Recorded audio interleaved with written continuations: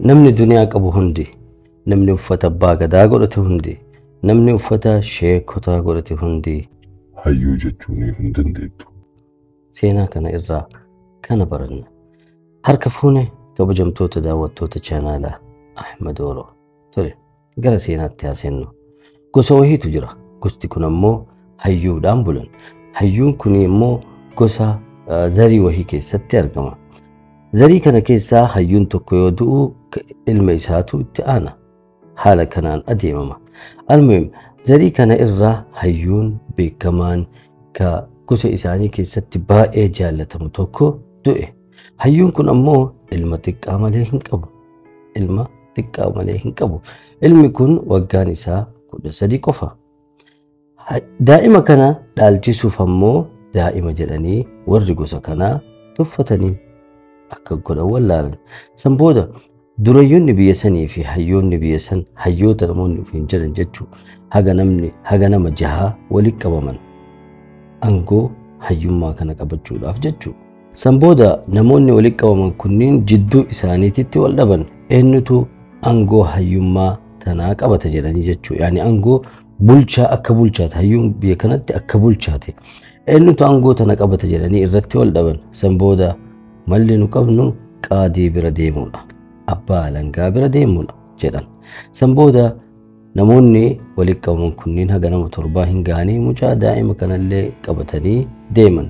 Hadiyyaa wahii qabatanii deeman qaadii kanaaf yookaan abbaa alangaa kanaaf. Almuhim bira hin gaanii mucaadhaan hoolota kana eegi jedhanii mucaa hayyichaatiin jarri ammoo abbaa alangaa kanatti ol seenan. Nagauma dhuftanii nagaa dhufne beeytaa hayyichi biyya kennaa sun du'anii jiran. Iddoo isaanii nama qabatu dhabne. Inni ammoo ilma xiqqaa wahii qabna. Ilma xiqqaa wahii qaba. Nu ammoo asitti walii qabamnee nu keessaa nama tokko filannee aangoo qabsiisuudhaaf irratti wal dhabne. Kanaafuu ati nullee qajeelan nu beeytaa nu keessaa nama aangoo kanaaf ta'u akka nu filattuuf sinitti dhufne jedhanii. San booda jedhe abbaan alangaa. Xiqqoo mataa lafatti gadi qabee ol jedhee akkana jedheen. Gaafii takka isiniif qaba. Namni gaafii kana deebise aangoo kanaaf hin ta'a jedhe. Bareeda. Gaafii takka deebisuun aangoo yoo kanama qabsiisu taate baay'ee salphaadha jedhaniin. Tole gaafiin maali nutti himii jedhaniin. San booda abbaan alangaa akkana jechuudhaan jalqabe. San booda abbaan alangaa ilma isaatiin buna fidimee jedheen. San booda bunni hin dhufe. Abbaan alangaa buna kana fuudhee namoota 7 dhufan kanaaf buna kana qice. San booda akkana jedheen tolchaatii xinxallaa. Gaafiin asii jedheen buna amma isiniif kenne kana gannaquun hin ta'u, dhuguunis hin ta'u, laakiin burcuqoon duwwaa akkanatti deebi'u barbaadaa jedheen. Buna burcuqootti qicee kenneefi buna gannaquun hin ta'u, dhuguunis hin ta'u, gannaquun hin ta'u, dhuguunis hin ta'u, laakiin burcuqoo duwwaa akkanaaf deebistan barbaada jedheen. San booda durayyoonnii fi hayyoota namoonni of jedhan kunniin wallaalanii eenyutu deebisa jedhanii wal eegan. Laakiin hundi isaaniitu nama waa deebisuu danda'u miti. Akkatti deebisan wallaalanii hin danda'amu jedhanii yookaan dhuguu yookaan gannaqu burcuqoon akkamitti duwwaa ta'a jedhanii. San booda akkana jedhe mucaan reef hoolaa biratti gattan sun ilmi hayyichaa san ol fidamee jedhe isa laallaa yimkin inni deebisuu danda'a jedhanii. San booda mucaan ol seene. Akkuma ol seeneen abbaa alangaa dhaqee nagaa gaafatee kabajaan akka nama guddaatetti bira taa'e.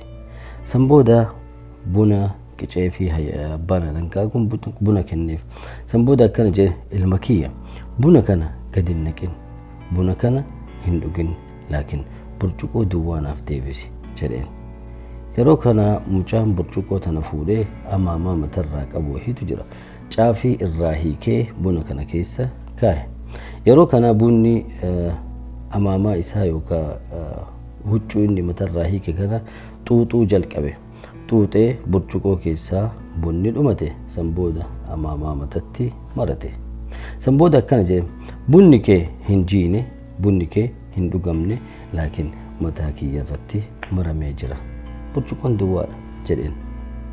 Yeroo kana abbaan alangaa hayyoota namoota ofiin jedhanii fi dureeyyoota biyya sanii dhufanitti garagalee agartanii deebiin hin jiraamti jedheen. Tole gaaffii biraasiif qaba ilma kiyya jedheen ammallee. Ilma kiyya bu'aan maali? Yani fakkeenyaaf waan tokko dalaydee bu'aa irraa argattaa miti bu'aan maali inni jedheen. Bu'aa jechuun maal jechuudha? Kasaaraa jechuun hoo maal jechuudha? Waannaa jechuun hoo maal jechuudha jedheen. San booda ilmi mataa gadi qabee ol jedhee akkana jedhee. Bu'aan abbaa kee caalaa ta'uudha.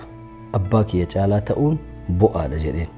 Laakiin waannaan akkuma abbaa kiyyaa ta'uudha jedheen. Abbaa kiyya fakkaachuudha. Kasaaraan ammoo abbaa kiyyaa gadi ta'uudha jedheen. Yeroo kana haqa abbaan alangaa ammas garagalee namoota kana laale. Laalullee miti akkaataan inni garagalee ilaale sun aggalaammatu jedhama afaan kennaan yeroo ammaatti akkanatti jaratti yoo laalee mucaa ammoo mataa keessa laalee jedhe. San booda gaaffii biraasiif qaba ilma kiyya jedheen ammallee. Ilma kiyya kaleen maali? Har'e hoo maali? Dheengadde hoo maali jedhee gaafateen. San booda mucaan akkana jedheen. Salphaadha. Dheengadni akaakayyuu kiyya. Kaleen ammoo abbaa kiyya. Har'e ammoo ana jedheen. San booda ammas abbaan alangaa garagalee jarattii tana laalee jedheen. San booda abbaan alangaa akkana jedhee jarattii torban dhufte tanneeniin ol ka'aatii hayicha keessan fuudhadhaatii gara biyyaatitti gala.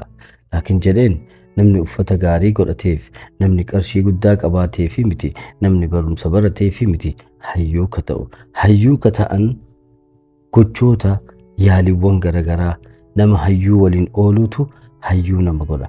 Mucaan kun isin daa'ima jettanii haa tuffattanii malee inni yeroo abbaa isaa waliin jiru sanitti abbaa isaarraa barumsa guddaa fi dandeettiiwwanii fi yaaliiwwan garagaraa keessa dabree abbaa isaa caaluu danda'ee jira. Adeemsa keessa nama abbaa isaa caalu.